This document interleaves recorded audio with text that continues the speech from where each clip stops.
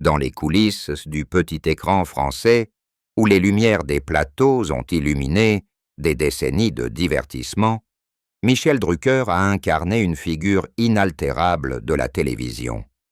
Né le 12 septembre 1942 à Vire, en Normandie, cet animateur a traversé les époques avec une constance qui force l'admiration. Son parcours, marqué par des émissions cultes et des rencontres avec les plus grands, cache cependant des aspects plus intimes, liés à sa santé fragile et à un legs qui pèse sur ses proches. À l'aube de ses 83 ans, une longévité exceptionnelle dans un métier exigeant, une révélation sur son héritage émerge, teintée de mélancolie familiale. Cet héritage, fait de souvenirs professionnels glorieux, mais aussi de sacrifices personnels, suscite une tristesse profonde au sein de son entourage. Il invite à explorer les strates d'une vie dédiée au public, où le succès rime parfois avec solitude. Ainsi s'ouvre le récit de ce reportage, structuré en chapitres, pour décortiquer les facettes d'un homme qui a modelé l'histoire audiovisuelle française. Michel Drucker vit le jour le 12 septembre 1942 dans la petite ville de Vire, au cœur du Calvados, une région normande marquée par ses paysages verdoyants et son histoire tumultueuse liée à la Seconde Guerre mondiale. Cette localité, reconstruite après les bombardements alliés, offrit un cadre modeste à son enfance, influencée par une famille d'origine juive ashkénazée. Son père, Abraham Drucker, médecin immigré de Roumanie, et sa mère, Lola Schaffner, pharmacienne, instillèrent en lui des valeurs de résilience et de travail acharné. Les rues étroites de Vire, bordées de maisons en pierre, devinrent le théâtre de ses premiers jeux, loin des projecteurs qui l'attendaient. Dès ses jeunes années, Drucker manifesta un intérêt pour les médias, écoutant avidement la radio dans le salon familial. Il excellait à l'école, mais son esprit vagabondait vers les récits des ondes, fasciné par les voix qui animaient les foyers français. Des observateurs de son entourage scolaire notèrent sa curiosité précoce pour le journalisme, un domaine qui semblait inaccessible dans cette province rurale. L'analyse de sa biographie révèle que cette période formatrice forgea son caractère discret, contrastant avec l'exubérance future de ses émissions. Il se rappelait souvent ces moments. Les soirées passées à imiter les speakers radio m'ont donné le goût de la parole publique. Au début des années 1960, Drucker quitta Vire pour Paris, armé d'une détermination forgée par les contraintes familiales. Son père, survivant des camps, lui avait transmis une éthique rigoureuse, évitant les excès. Cette migration vers la capitale marqua un tournant, où les influences normandes, comme le sens de la communauté et la simplicité, restèrent ancrées en lui. Des experts en sociologie culturelle soulignent comment ses origines provinciales l'aidèrent à connecter avec un public diversifié. En évitant l'élitisme parisien, la contemplation de son évolution montre une transition fluide d'un environnement rustique à l'effervescence urbaine, posant les bases d'une carrière durable. La Normandie imprégna durablement son identité, avec des retours fréquents à Vire pour se ressourcer. Les collines bocagères symbolisaient pour lui un refuge, loin des tensions du show-business. Des proches observèrent que cette attache terrienne lui permit de naviguer les aléas professionnels avec sérénité. L'examen approfondi de ses premières années dévoile un pattern. Drucker équilibre constamment racines et ambitions, une dualité qui explique sa longévité médiatique. Cette fondation solide l'autorisa, des décennies plus tard, à affronter des épreuves personnelles avec stoïcisme. À partir des années 1960, Michel Drucker entama une montée fulgurante dans le paysage audiovisuel français, débutant comme journaliste sportif à l'ORTF. Ses premiers reportages sur les événements athlétiques captivèrent par leur précision et leur enthousiasme mesuré. Rapidement, il se distingua par une capacité à interviewer les athlètes avec empathie, transformant des faits bruts en récits humains. Les plateaux de télévision devinrent son domaine où sa voix calme et son regard attentif fidélisèrent les téléspectateurs. Cette phase initiale élargit son horizon, des sets au studio, marquant le début d'une ère prolifique. Dans les années 1970, Drucker lança des émissions Sears comme Champs-Élysées, qui mêlaient de variété et entretien avec des célébrités. Le format innovant, alternant musique et confidence, attira des millions de vues, consolidant sa réputation. Son style d'animation, axé sur l'écoute plutôt que sur l'éclat personnel, différenciait de ses pairs. Des analystes du secteur médiatique relevèrent que cette approche favorisa des révélations authentiques des invités, boostant les audiences. Il évoquait cette période. Animé, c'est avant tout laisser briller les autres, une philosophie qui guida son parcours. Les décennies suivantes virent une expansion internationale, avec des collaborations en Europe et des apparitions outre-Atlantique.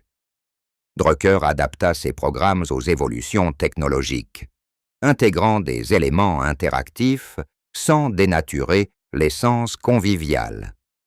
Son leadership se manifesta dans la production, où il veilla à une équipe soudée, minimisant les conflits. Des collègues soulignèrent « Michel est le pilier qui unit tout, sans lui, les émissions perdraient leur âme ». Cette citation illustre son rôle central.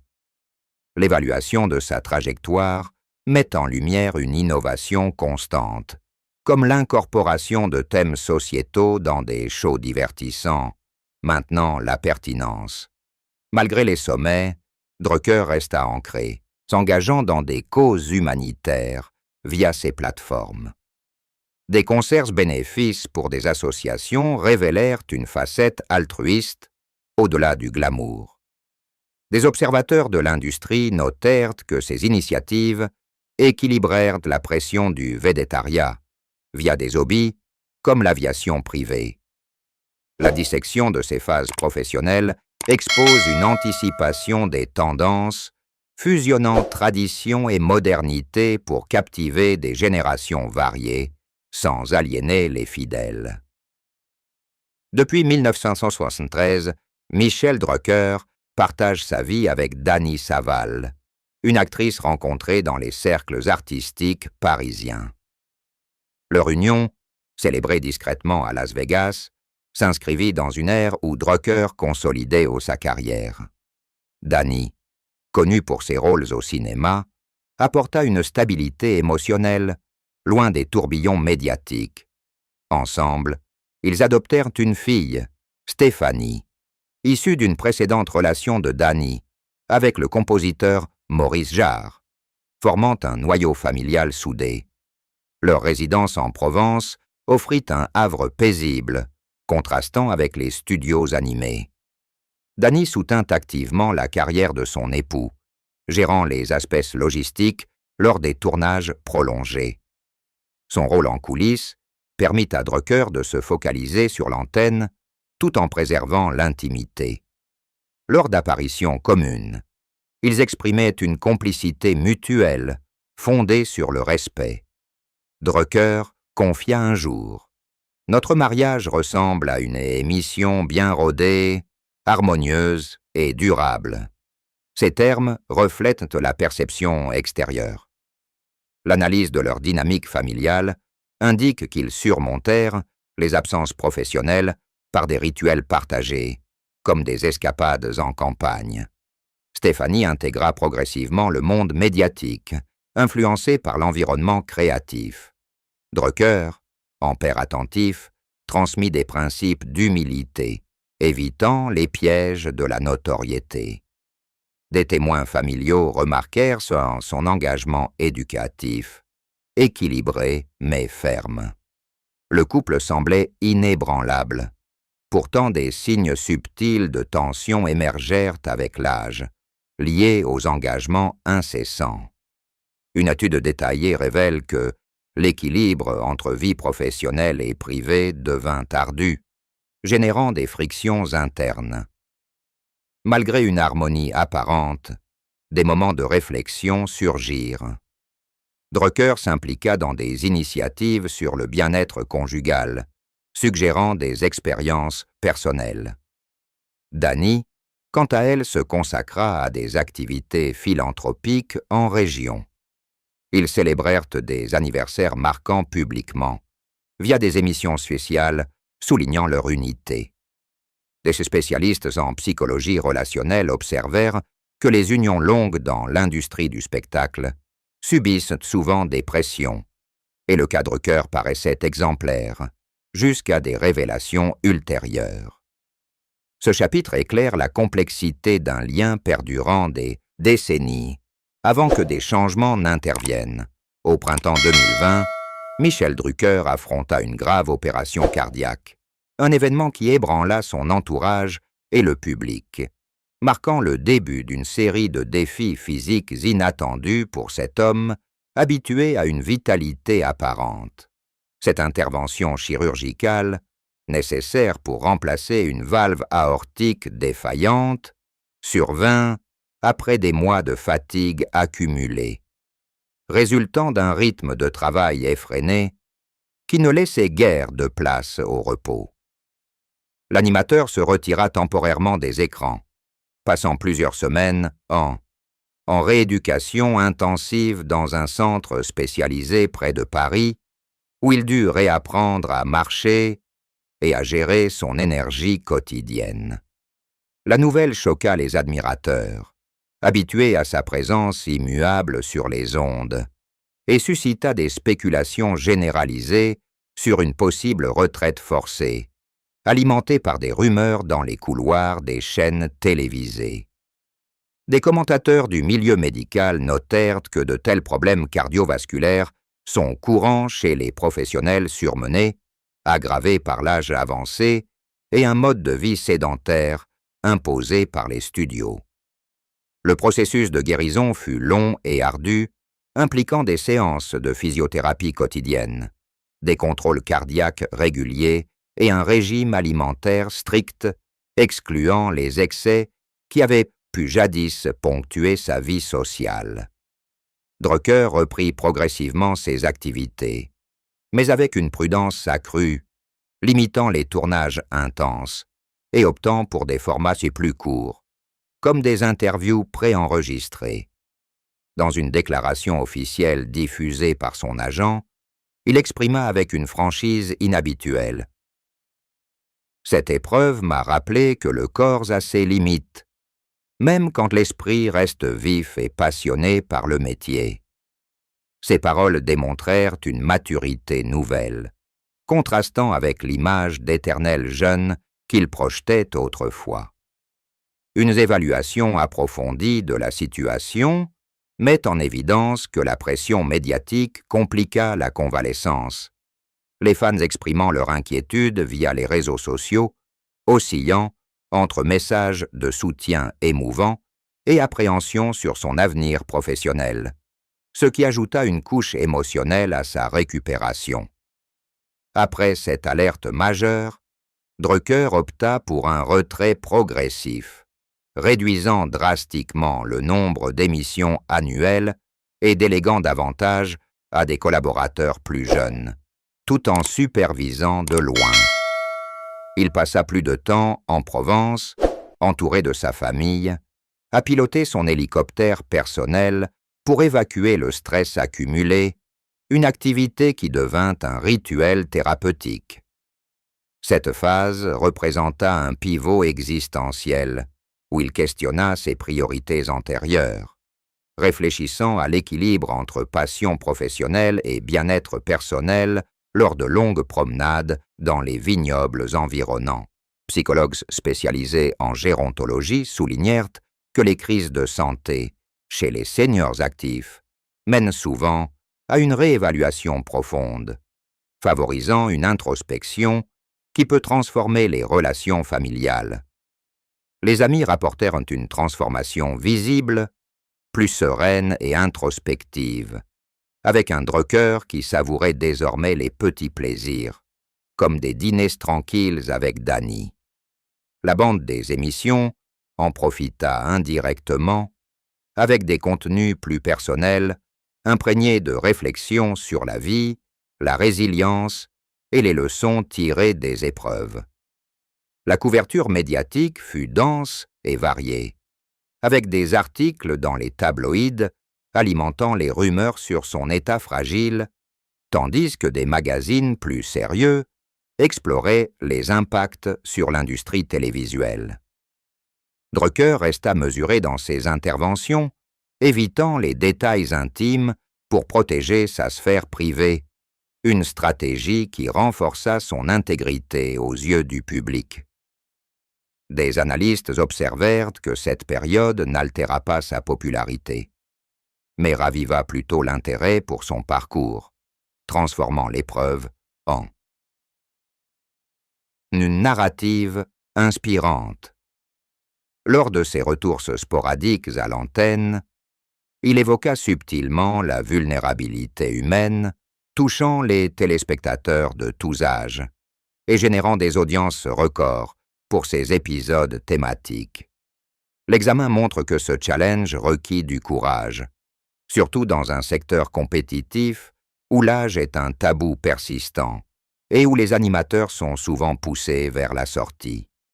Son approche fut saluée comme exemplaire par des pairs, et il commença à aborder des sujets comme la résilience face au déclin physique, influençant des débats sociétaux plus larges sur le vieillissement actif. Au fil des ans suivants, d'autres soucis mineurs émergèrent, comme des infections post-opératoires récurrentes ou des épisodes d'arythmie, obligeant à des hospitalisations brèves et des ajustements constants de traitement. Drucker adapta son mode de vie de manière proactive, intégrant des exercices modérés comme la natation et une alimentation équilibrée riche en produits locaux provençaux, tout en consultant régulièrement des spécialistes. Cette vigilance constante pesa sur sa routine quotidienne, mais fortifia ses liens familiaux, avec Danny jouant un rôle accru de soutien moral et logistique. Des observateurs intimes notèrent une dépendance accrue envers elle pour les décisions quotidiennes, renforçant leur complicité tout en révélant les fragilités inhérentes à l'âge. Une dissection approfondie de cette ère dévoile un schéma récurrent. L'animateur transforma les obstacles en opportunités de croissance personnelle, influençant positivement son entourage tout en préparant le terrain pour des décisions futures sur son legs, marquant une transition vers une phase plus contemplative de sa vie. À l'été 2025, Michel Drucker brisa le silence lors d'un entretien exclusif publié dans une revue spécialisée sur les médias, dévoilant les contours de son héritage, un mélange complexe de biens matériels, d'archives professionnelles et de donations philanthropiques qui attrista profondément sa famille par son orientation altruiste.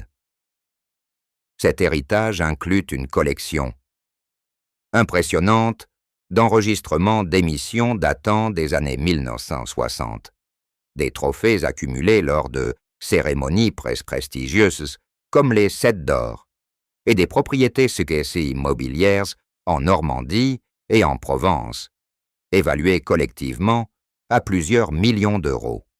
Pourtant, la tristesse provient de sa décision de léguer une part substantielle, près de la moitié, à des fondations caritatives dédiés à la recherche cardiaque et au soutien des artistes émergents, priorisant l'altruisme sur les besoins familiaux immédiats et créant un sentiment de perte émotionnelle chez ses proches. Drucker décrivit ce choix comme une extension naturelle de sa vie publique. Mon legs doit servir au-delà de mes proches, pour soutenir les arts et la santé qui m'ont tant donné.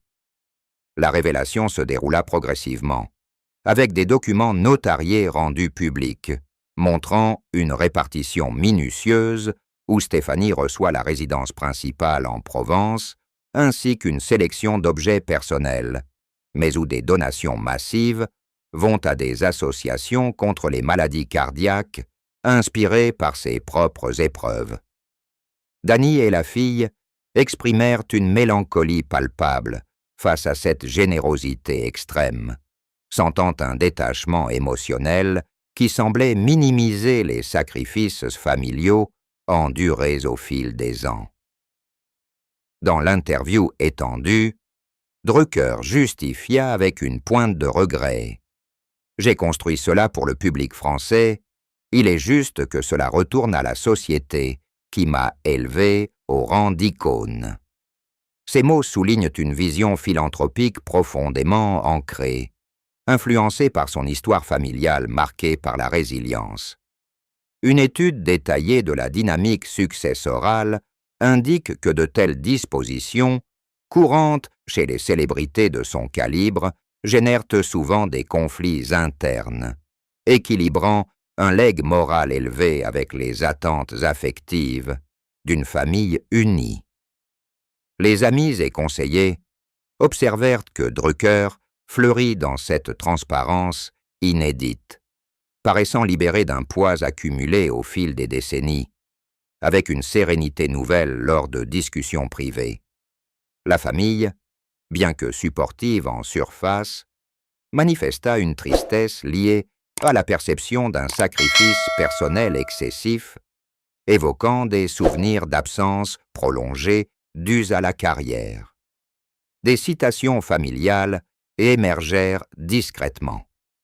C'est noble et admirable, mais cela nous rappelle ses absences passées et les moments manqués ensemble. Cette révélation suivit des mois de rumeurs subtiles, déclenchées par des photos de consultation chez des avocats spécialisés en succession, capturés par des paparazzis à Paris. Des experts en droit patrimonial analysèrent ce geste comme revitalisant pour l'image de Drucker, promouvant des valeurs d'humilité et de partage dans une ère matérialiste dominée par l'individualisme. L'héritage incorpore aussi des éléments culturels inestimables, comme une bibliothèque exhaustive de scripts originaux, des mémorabilia signés par des stars internationales invitées sur ces plateaux, et même des enregistrements inédits de répétitions. Drucker envisage des expositions publiques itinérantes, transformant son passé professionnel en un patrimoine collectif accessible aux musées audiovisuels français, une idée qui excite les conservateurs culturels. Cette approche modernise son profil, le positionnant non plus seulement comme un animateur, mais comme un bienfaiteur visionnaire qui relie générations. Des observateurs de la scène artistique notèrent que cette union de legs privés et publics rafraîchit sa légende, attirant l'attention de jeunes créateurs inspirés par son parcours. Une contemplation approfondie révèle un statement puissant sur le bonheur personnel, indépendamment des attentes sociétales traditionnelles où la transmission familiale prime souvent. Drucker réfléchit ouvertement sur les préjugés entourant les successions. La société attend une transmission classique et sécurisante, mais le cœur dicte ses règles propres et il est essentiel de donner en vie ce que l'on peut. Cette ouverture inspira des débats médiatiques animés avec des talk-shows dédiés à la philanthropie chez les seniors, où son cas servit d'exemple.